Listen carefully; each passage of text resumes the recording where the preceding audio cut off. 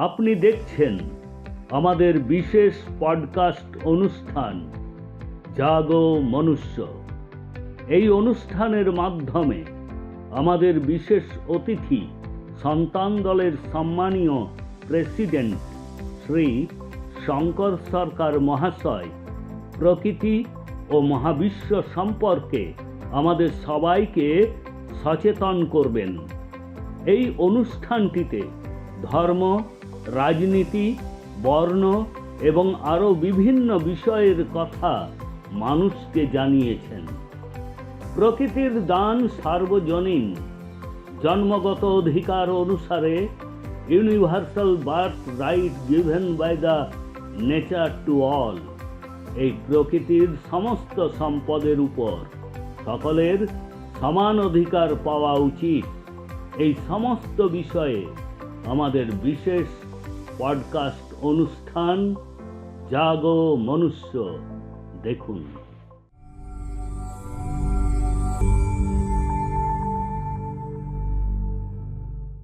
রাম নারায়ণ রাম। ধর্ম এবং কর্মের মধ্যে পার্থক্যগুলি কি? মুনি ঋষি, রাজনৈতিক দলগুলি বলে যে ধর্ম আমাদের সব কিছু।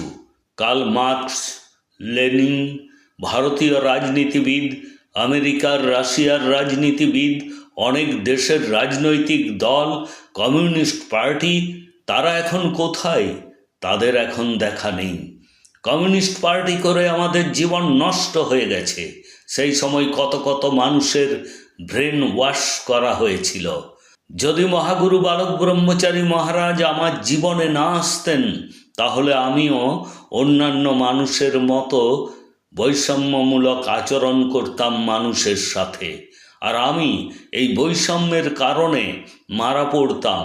এরপরে আমার পক্ষে পোকামাকড় হিসাবেও জন্মগ্রহণ করা কঠিন হয়ে যেত।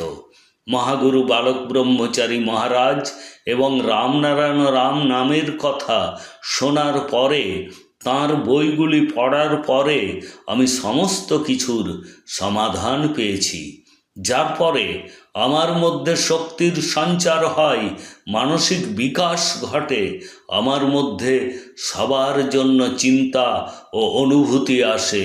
এই সব কিছু আত্মার কারণে হয়েছে।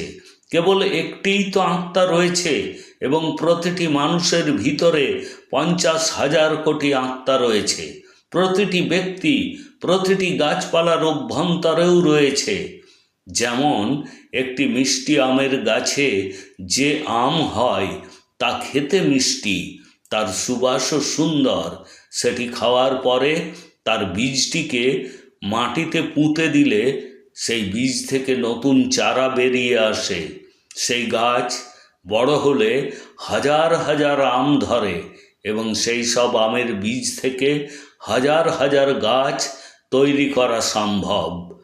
সুতরাং একই বীজের ভিতরে হাজার হাজার আমের গাছ থাকে। একটি আমের ভিতরে যেমন অসংখ্য আমের গাছ রয়েছে, সেই রকম একটি মানুষ বা প্রাণীর মধ্যেও অসংখ্য মানুষ ও প্রাণী রয়েছে, আর এটাই বাস্তব।